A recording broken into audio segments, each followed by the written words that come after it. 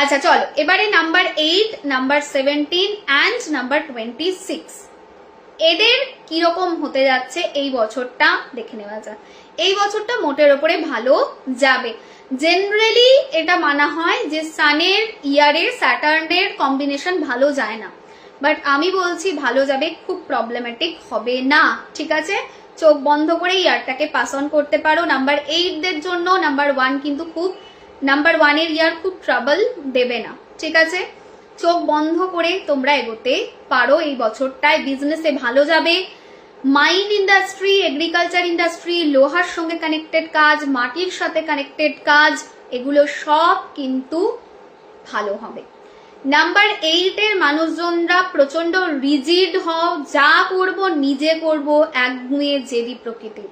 চেষ্টা করো নাম্বার 8 এর মানুষজন এবছর বাড়ির লোকের কথা শুনতে, জেদি ব্যাপারটা থেকে সরে যদি একটু ফ্লেক্সিবিলিটি দেখাও, তোমাদের জন্য বছরটা ভালো হবে। তোমরা অন্যের ভালোর জন্য জেনারেলি কাজ করো, এই কাজটাই তোমরা এবছর কন্টিনিউ করো, তাতে দেখবে ভালো হবে। কোর্ট কেস, লিটিগেশন থেকে রিলিফের যোগ এই বছর রয়েছে। স্টুডেন্টদের জন্য this year is good. New জবের কন্টেক্সটে দিস ইয়ার ইজ গুড।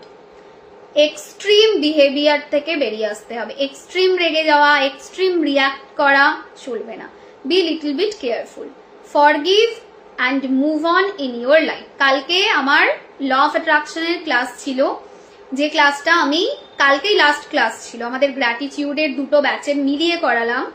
সেখানে আমি কালকেই একটা কথা বলছিলাম যে forgiveness is not needed for anyone, it is needed for you. মানে এটা এরকম না এটা তো অন্যের জন্য দরকার না, তাতে তার কিচ্ছু যায় আসে না তুমি ফরগিভ করো আর না করো।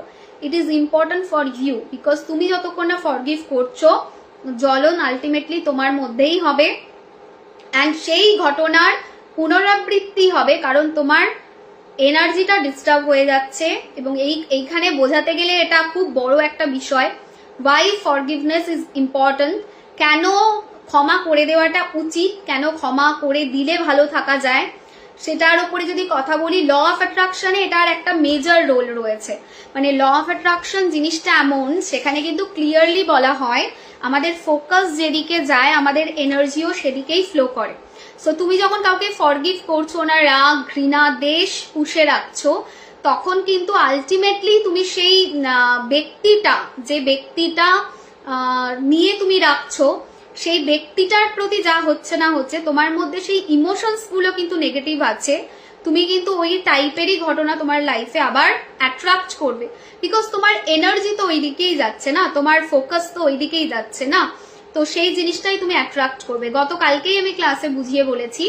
তো নাম্বার 8 এর মানুষ একটু চট করে ফরগিভ করতে চাও না, ফরগিভিং নেচার রাখো and move on in your life, it is very important for you. ঠিক আছে, নেক্সট জিনিস হচ্ছে তোমাদের মধ্যে একটুখানি 5 নম্বরের মানুষজন যেমন খুব সহজে ঘুলে মিলে যেতে পারে যে কোনো সিচুয়েশনে, বা খুব হাসি মুখে চলতে পারে।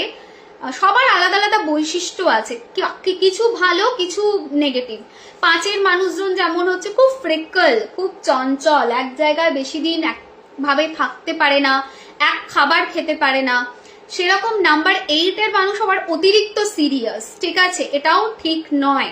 সো যতটা পারো লাইফটাকে লাইট হার্টেড ওয়েতে নিয়ে চলো, কারণ তোমরা অতিরিক্ত সিরিয়াস বা অতিরিক্ত রিজিড থাকো, একটু ফ্লেক্সিবিলিটি আনো, সেটা তোমাদের জন্য ভালো হবে। হনুমানজির লকেট তোমাদের জন্যও ভালো হবে, হনুমান চালিসা তোমাদের জন্য ভালো হবে, অ্যান্ড অবভিয়াসলি যে কোনো বৃহস্পতিবার দিন যে কোনো মন্দিরে গিয়ে যদি কিছু ডোনেট করা হয় ভালো হবে। তার পাশাপাশি তোমাদের জন্য বেস্ট নাম্বার যেটা এবছর হবে সেটা হলো নাম্বার 28। এটা বডির বাঁদিকে নীল রঙের পেন দিয়ে লিখতে পারো। ঠিক আছে, চলো এবার নাম্বার